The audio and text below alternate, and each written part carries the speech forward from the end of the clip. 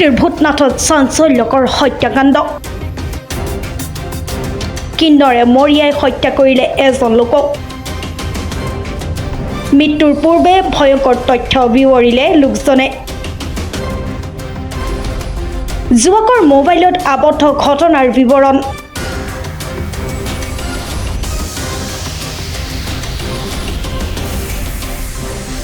পথৰ দাঁতিত ৰক্তাক্ত অৱস্থাত উদ্ধাৰ লোকজনক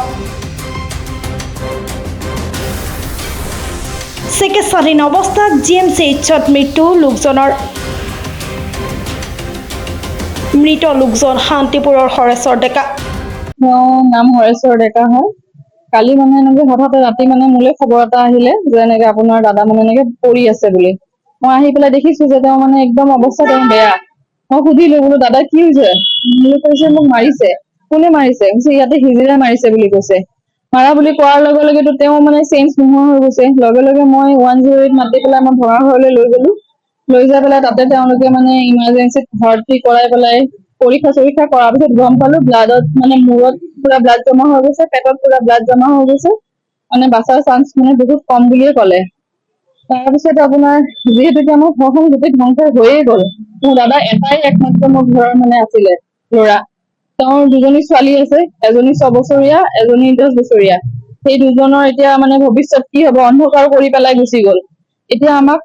কি লাগে ন্যায় লাগে মানে দুখী যিকেইটা দুখী এতিয়া পুলিচে মানে ষ্টেটমেন্ট কৰিছে মোৰ পৰাও লৈছে তেওঁলোকে কৈছে যে আমি বিশ্বাস দিছে যে আনি মই বিচাৰি পেলাই উলিয়াম 3-4জন মানক আনিছে তেওঁলোকৰ পৰা কথা উলিয়াইছে এতিয়া কি হয় চাওঁ খালি ন্যায় লাগে আৰু মোৰ যিকেইটা মানে দুখী আছে সেই দুখীকেইটাক শাস্তি দিব লাগে সিমানে গুৱাহাটীৰ পৰা পূজা দাসৰ ৰিপৰ্ট প্ৰাতঃ টাইম ডিজিটেল শদিয়াৰ পৰা ধুবুৰীলৈ বৰাকৰ পৰা ব্ৰহ্মপুত্ৰলৈ সকলোৰে মাজত চিনাকি এটা নাম প্ৰাতঃ টাইম থলুৱা ভাষা কৃষ্টি আৰু সত্য বাতৰিৰ আধাৰত প্ৰতিষ্ঠিত খবৰ প্ৰাতঃ টাইমৰ প্ৰতিটো বা বাতৰি পুংখানুপুংখভাৱে চাবলৈ Facebook YouTube website Twitter Instagram আৰু ব্লগাৰ পেজত লাইক আৰু ফ'ল' কৰক ধন্যবাদ অসমৰ সংবাদ জগতখনৰ বাবে এক সুখবৰ আপোচবিহীন ৰাইজৰ কণ্ঠ সাপ্তাহিক কবচ নৰূপ নসাজেৰে পুনৰ এবাৰ অসমৰ ৰাইজৰ মাজলৈ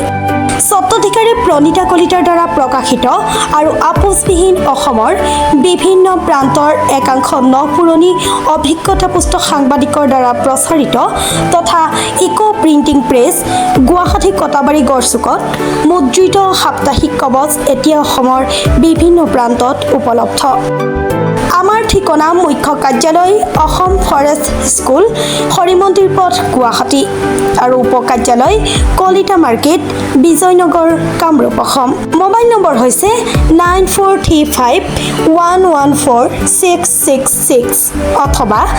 9864084600 আৰু আমাৰ ইমেইল আইডি হৈছে kobos2025@gmail.com